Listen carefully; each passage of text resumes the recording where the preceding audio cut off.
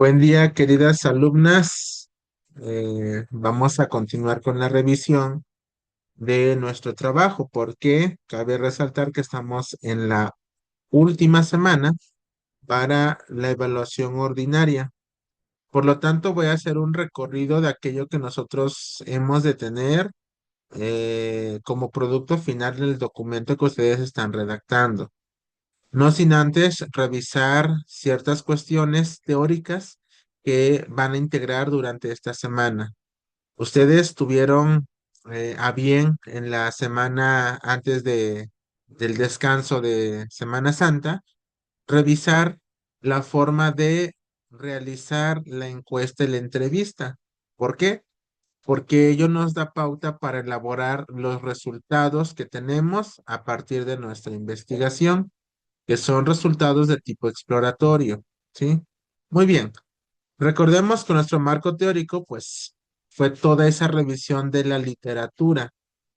Fue una revisión de ese edificio de los conocimientos que, pues, han sido elaborados a lo largo de la historia humana, donde ustedes recurrieron a enciclopedias, a diccionarios generales, a diccionarios especializados, a libros, a ebooks, sobre el área que ustedes están trabajando en su investigación, así como también en artículos de revistas, tesis, etcétera, fuentes hemerotecas y otras.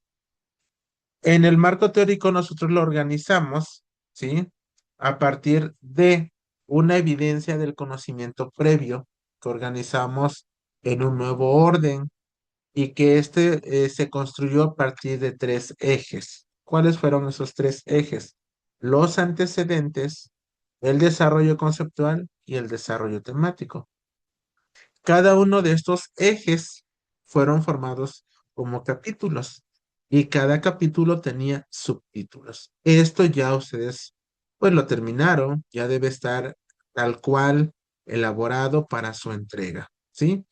Cabe resaltar que los antecedentes son aquellos que marcan el hito de la investigación, ¿sí? Que ya han sido sustentados anteriormente por otros autores, que hayan sido consultados, que hayan sido propuestos y que existe evidencia científica, ¿no? De esta investigación y que incluso les dio pauta a ustedes para retomar su investigación.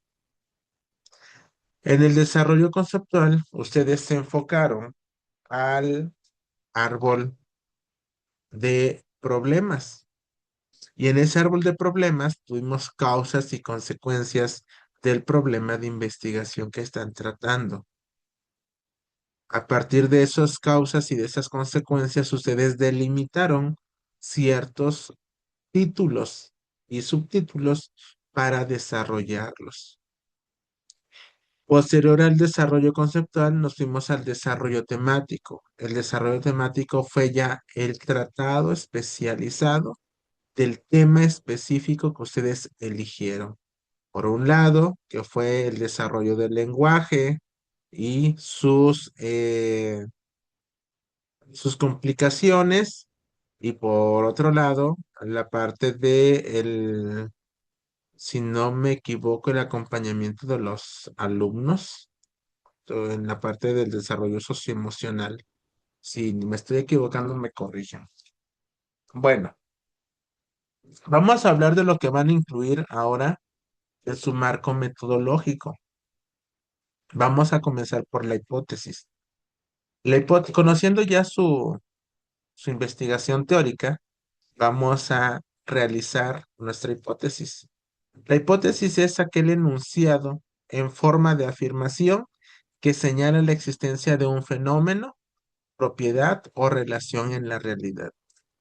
Recordemos que cuando nosotros iniciamos trabajando con nuestra investigación, delimitábamos si lo que estábamos investigando era un objeto o era un fenómeno, un sujeto o un fenómeno. Ahí fue donde delimitamos objeto de estudio y sujeto de estudio, ¿sí? En el caso de que fuera un fenómeno, bueno, pues habría que tratarlo como tal en la realidad.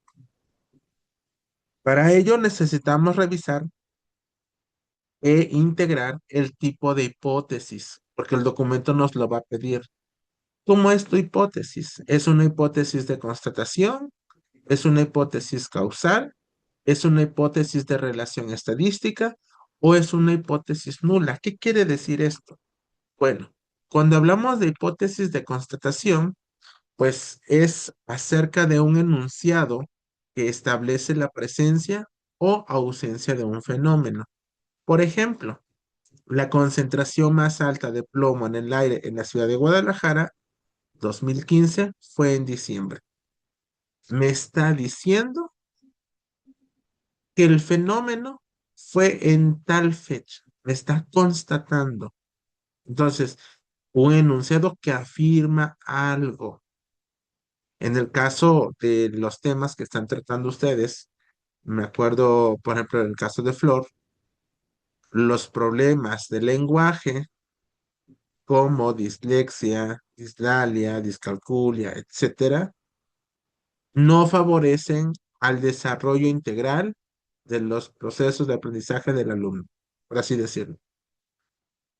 Ahí tendremos que ver por qué no favorece. Hay un no que me está constatando y ese no es el que vamos a probar, ¿sí?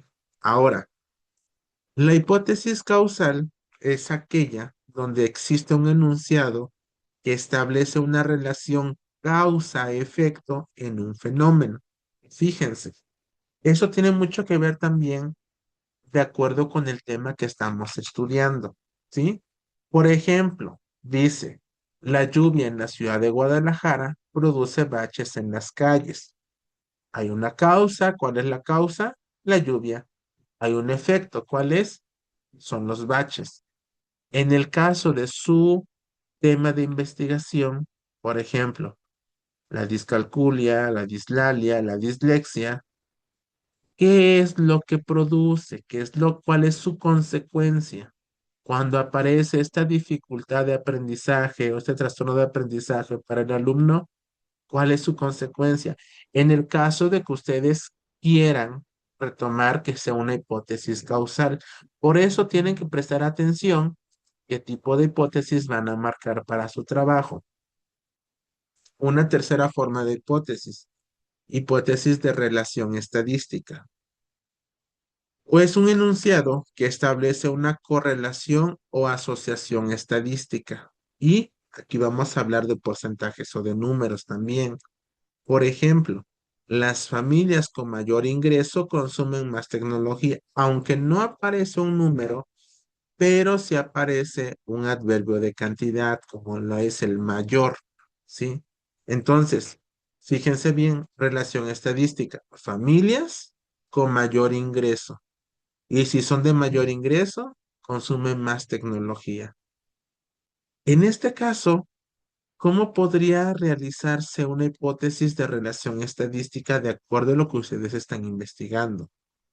Los alumnos con mayores dificultades o trastornos del lenguaje son propensos a, ¿sí? O su aprendizaje es menor, ¿sí? Alumnos que en el desarrollo socioemocional no son acompañados, ¿qué característica tienen? ¿Sí? Entonces, hay que ir pensando qué tipo de hipótesis es la que vamos a proporcionar en el caso de que sea de relación estadística. Por consiguiente, tenemos una hipótesis nula. ¿Qué quiere decir? Bueno, una hipótesis nula es aquel enunciado donde las aseveraciones son contrarias a su propia convicción y son consideradas falsas. Por ejemplo, la lluvia en la ciudad de Guadalajara no produce baches en las calles. Puede ser una aseveración que nosotros realicemos de nuestro trabajo, pero hay que demostrarlo. Por ejemplo, que un alumno eh, presente trastornos del lenguaje no dificulta el desarrollo de su aprendizaje. A ese no ya es nula, ¿sí? Entonces, al término de nuestra investigación, tendremos que probar si verdaderamente el no de los trastornos del lenguaje produce sí o no. los procesos de aprendizaje. Ahora, vamos a ver las variables. ¿Por qué? Porque las variables nos van a ayudar a nosotros a definir nuestra investigación. ¿Qué es una variable? Es una característica observable de algo y cuya variación es susceptible de medición. ¿Cómo vamos a medir nuestra investigación? Vamos a medirlo por su carácter, vamos a medirlo por su nivel de medición, por su relación entre sí, por su manipulación. En el caso de que sea por su carácter, entonces va a tener dos características, o es cualitativa o es cuantitativa. Si es por su nivel de medición, es nominal, ordinal, intervalar o de razón. Por su relación entre sí, es dependiente o independiente, o por su manipulación atributiva, activa o extraña. ¿Qué quiere decir esto? Por ejemplo, si es una variable cuantitativa, ¿qué características pueden clasificarse y ordenarse por su carácter numérico? ¿Sí? En el caso de trastornos del lenguaje, ¿cuáles son esas características? Piensa, Flor, ya por ahí yo creo que debes de saber cuáles serían esas. Si fueran cualitativas, características que pueden clasificarse en categorías no susceptibles de cuantificación, es decir, nominales por atributo y ordinales por orden de idea. Ojo con eso, ¿sí? Y en estas cuestiones de variables pueden ser variable 1, variable 2, variable 3, etcétera. Si son dependientes, la variable que se quiere explicar depende de la independiente. En el caso de trastornos del lenguaje, no creo que sean dependientes, ¿sí? Pueden ser independientes. Por ejemplo, dice, es la variable que puede ser manipulable, es decir, es explicativa.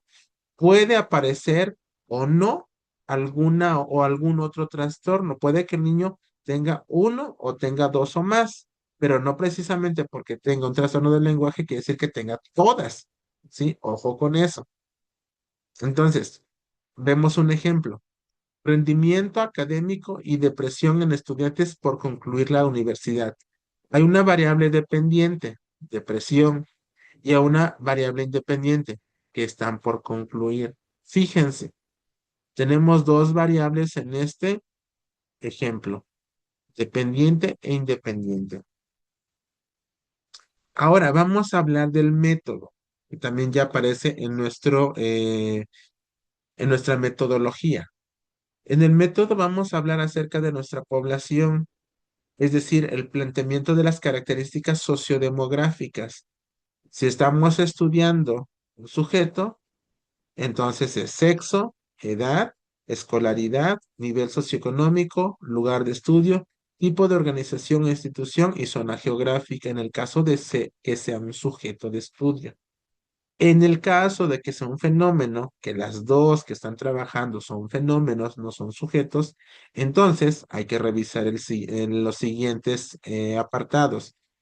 En caso de no estudiar una población sino un fenómeno, lugar, antigüedad, ubicación, nivel socioeconómico, ámbito cultural y dimensiones físicas.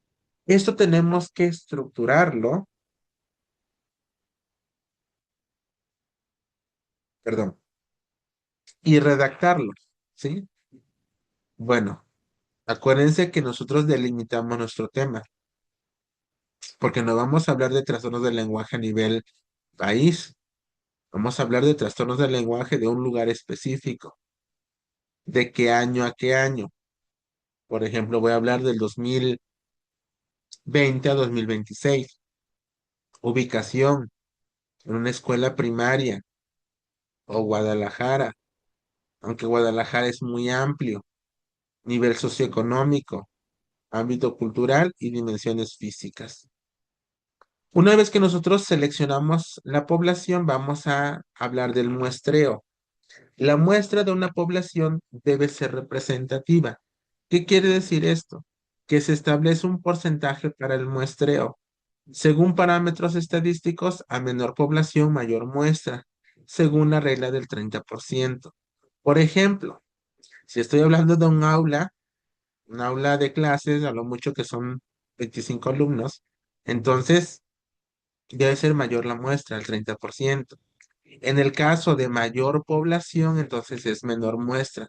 Hablando, por ejemplo, de una ciudad como Guadalajara, pues es obvio que no vamos a incidir en una muestra de toda la población, pero vamos a seleccionar ese 30%. Sí, por eso tenemos que delimitar bien de dónde. Los tipos de muestra que tenemos que describirlos también. El tipo de muestra puede ser probabilístico o no probabilístico. En el caso de que sea probabilístico, puede ser aleatorio, estratificado o por racimos o grupos. En el caso de no probabilístico, puede ser accidental o voluntario, sujetos tipo, expertos, propositivo o por cuotas. Fíjense bien, y aquí ya tenemos el diseño de nuestra investigación. Puede ser experimental o puede ser no experimental. Si es experimental, entonces tenemos tres formas. Preexperimental por control mínimo de grupo, cuasi experimental por grupos integrados de dos o más grupos, o experimental por control de dos a cuatro grupos.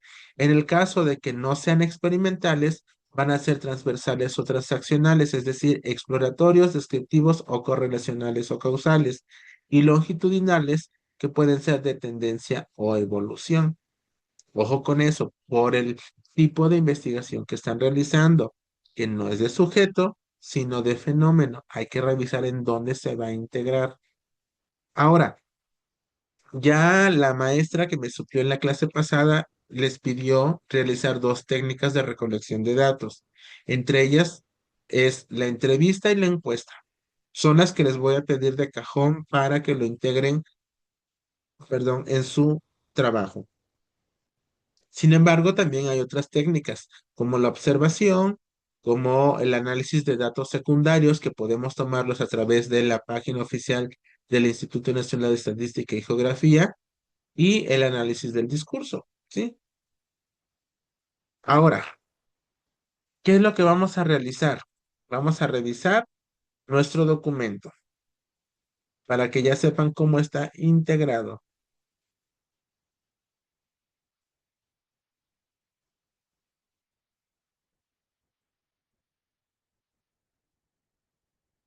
Eso es lo que ustedes ya llevan.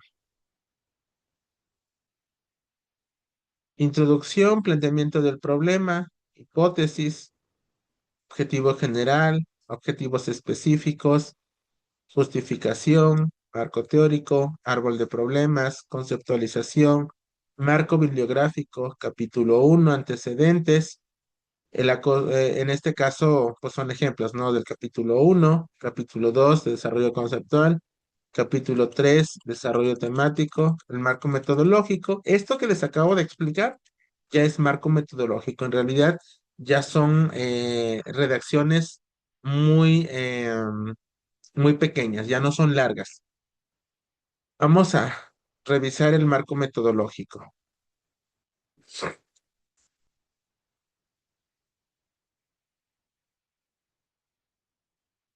Tipo de investigación. Tenemos que redactar.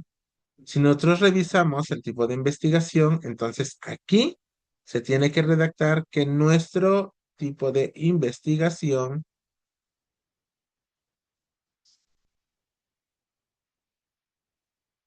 dice, puede ser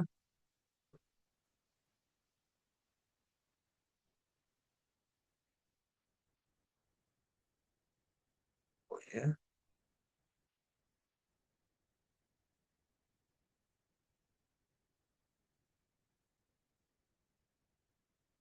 Tipo de investigación es exploratorio, descriptivo, correlacional, explicativo o post facto. Entonces, cualquiera de estos podemos enunciarlo. ¿Sí? Se los voy a agregar aquí. Entonces, hay que enunciar a lo mucho 7 renglones. La investigación que se está trabajando en el presente proyecto es de tipo exploratorio. ¿Por qué es de tipo exploratorio? ¿Sí? ¿Qué quiere decir que sea de tipo exploratorio? Hay que revisar nuestros nuestros apuntes. Si es exploratorio, es decir, estamos examinando un tema, un evento, una situación, un problema no abordado antes, ¿sí? En el caso de que sea tipo descriptivo, entonces estamos llevando a cabo una investigación que quiere analizar uno o más características, es decir, variables. Ya vimos que son los variables, que pueden ser de uno o más grupos de una población, ¿sí? En el caso de que sea correlacional, pues son aquellos estudios, aquellas formas de investigación que pretenden establecer la existencia o no de relaciones o vínculos de diversos fenómenos.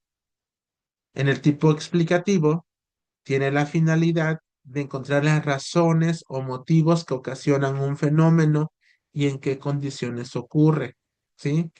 O tipo ex post facto, es decir, son los estudios que se realizan cuando el fenómeno ya ocurrió y se subdividen en tres momentos. El retrospectivo, que son estudios histográficos, documentales. Prospectivos son estudios que estudian una variable independiente para verificar una nueva incidencia. Y evolutivos, que son estudios que analizan el paso del tiempo desde el fenómeno. Entonces, ojo con eso. Hay que justificar qué tipo de investigación estamos trabajando. Nos vamos al siguiente apartado, población. Ya les mencioné en el tipo de, para determinar nuestra población es de un fenómeno. Entonces, si es de un fenómeno, ¿qué es lo que vamos a escribir aquí? Bueno, se los voy a mostrar para que no se vayan a perder. Y tal cual tenemos que irlos describiendo. Población.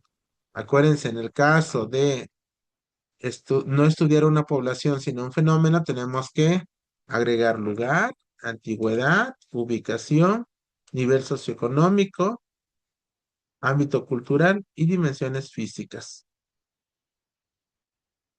Muestra. ¿A qué se refiere la muestra? Bueno,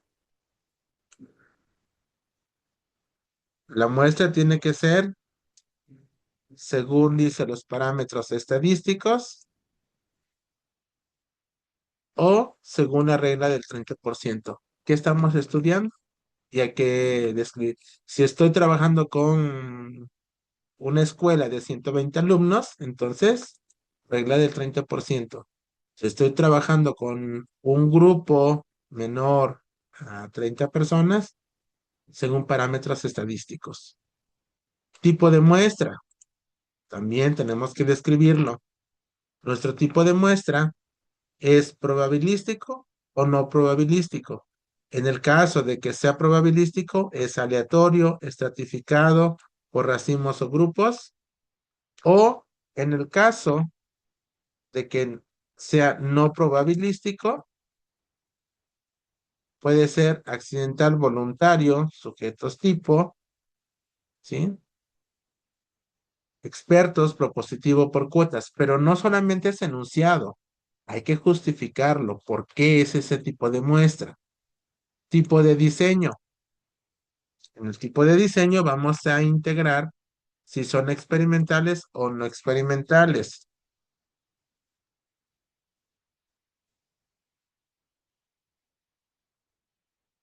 Y todo debe estar justificado, todo. Instrumento de medición, aquí ya les estoy dando como un ejemplo, ¿sí? Que son los que les pedí. En la presente investigación se consideran los siguientes instrumentos que servirán para la recolección de datos, cosa que ustedes ya deben de tener. Encuesta. A partir de este instrumento se pretende recolectar datos cuantitativos que respondan al problema de que se está investigando. Entrevista. Hay que describir por qué utilizamos la entrevista.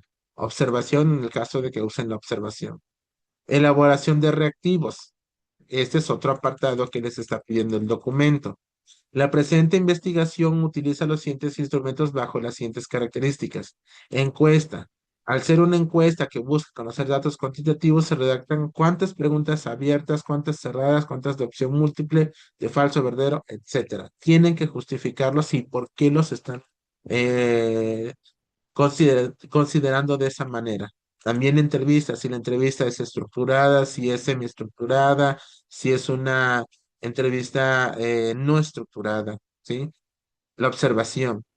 Y una vez que viene la redacción de la aplicación, aquí, tal cual, hay que vaciar nuestra encuesta, nuestra entrevista, el formato que quedó. Captura de datos. Se supone que ustedes ya fueron a campo en esta semana, ya levantaron sus encuestas, ya levantaron sus entrevistas. Y si no lo han hecho, tienen esta semana para hacerlo, porque ya no les queda mucho tiempo. Entonces, en la captura de datos tenemos que, si la encuesta consta de 10 preguntas, hay que eh, resumir las respuestas de cada pregunta. Por ejemplo, en la aplicación de cada uno de los instrumentos de población fue la siguiente encuesta. ¿Cuántos y a quiénes se aplicó? La entrevista. ¿Cuántos a quiénes se aplicó? La observación. ¿A cuántos y a quiénes? Análisis e interpretación de datos. ¿Sí? Entonces, en este apartado ya vienen los resultados. En la pregunta uno, de las 10 personas encuestadas, 5 respondieron que sí conocen a niños con trastornos del lenguaje. Tres que no sabían que era un trastorno, etcétera. Y así tal cual se van vaciando los resultados. Por último, viene la propuesta de intervención. Aquí, ok, ¿qué es lo más? Aquí solamente va a ser enunciativo porque ya no les va a dar el tiempo, ¿sí?